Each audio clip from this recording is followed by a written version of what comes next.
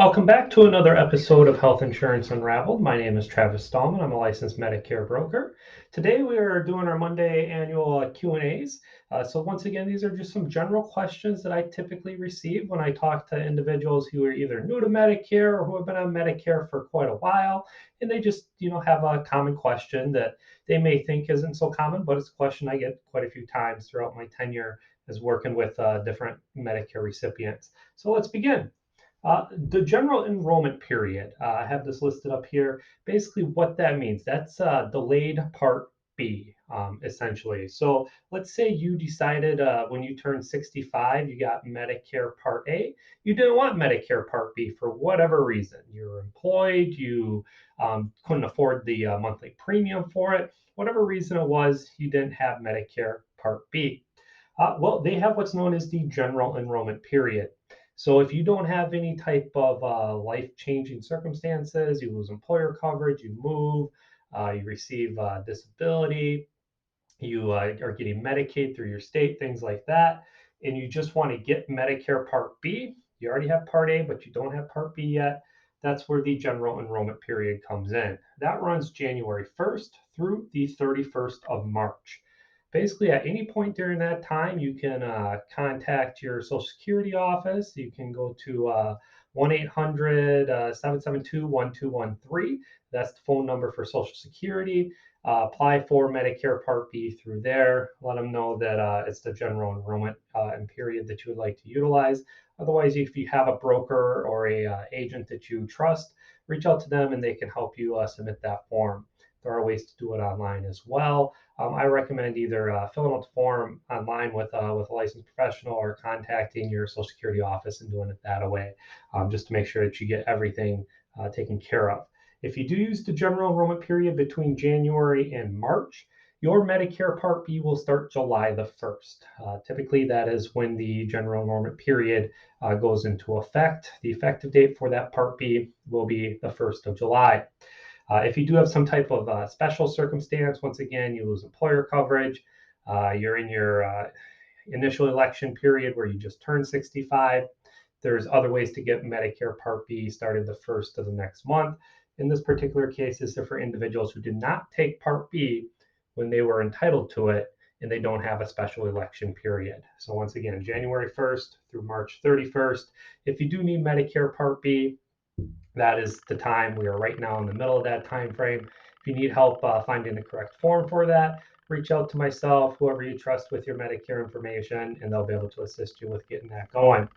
The next question I get commonly asked, specifically this time of the year, is drug coverage. Can I have multiple drug coverages? If I have a standalone prescription drug policy, and I've been seeing a lot about this Medicare Advantage policy that offers, $2,000 in dental. I don't have dental, but I need dental. But I really like my drug coverage. Can I keep my drug policy and get into that Advantage policy? Typically, the answer to that is no. If you do switch from a standalone prescription drug policy to a Medicare Advantage policy that has prescription drug coverage built right into it, that drug policy that you already had will then be eliminated or go away when your new policy starts. For an example, let's say you have XYZ insurance company in the month of February. You have had that policy for 2-3 years, but now you decided, hey, it's time for me to go the Advantage route. Your prescription drug policy will cover you up until the 28th of February, and then starting March 1st, you will be covered under the drug policy under that Advantage plan that you enrolled into, if in fact that Advantage plan does have drug coverage built in. And then that drug policy will go into effect the first of the month, which would be March in this case. So once again, hypothetically, you switched your prescription drug policy to an Advantage plan. That Advantage plan starts March the 1st. Your drug policy will cover you up until the very last day of that month, in this case, February 28th.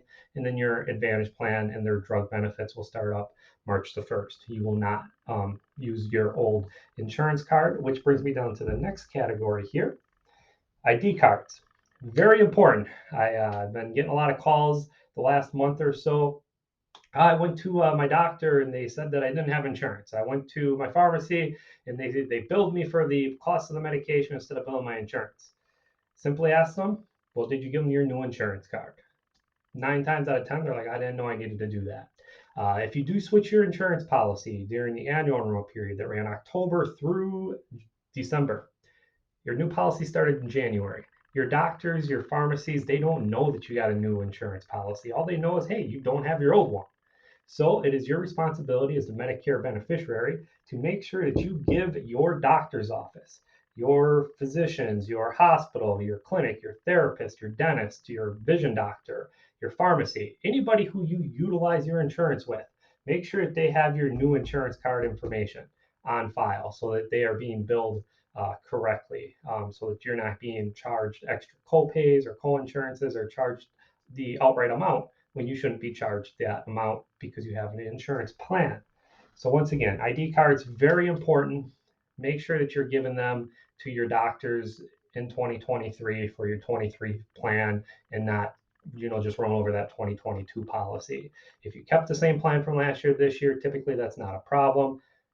I do recommend, just making sure that they have the updated insurance card on file. I've run into quite a few phone calls so far this year where we've had to figure out what the issue was. Like I said, 9 times out of 10, it's typically that, hey, they just failed to give them the updated insurance card.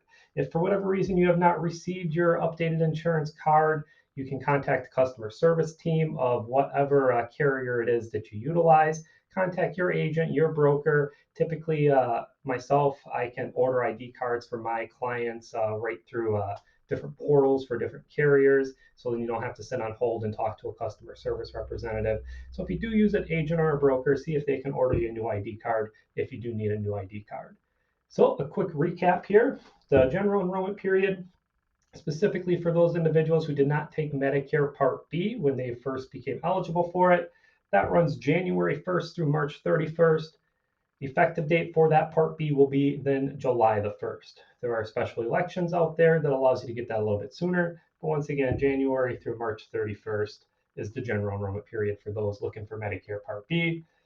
Drug coverage, you can only have one prescription drug policy at a time, whether that be a standalone policy or a Medicare Advantage policy with built-in prescription drug coverage. You cannot have multiple drug policies at a time. ID cards, make sure you give them to your providers, doctor clinics, hospitals, once again, pharmacies. Make sure that they have your updated 2023 ID cards on file. If you do have any topics, any questions you would like answered going forward, always feel free to throw a comment in the comment section below. Reach out to myself directly. This has been Health Insurance Unraveled. My name is Travis Dahlman. Thank you for watching.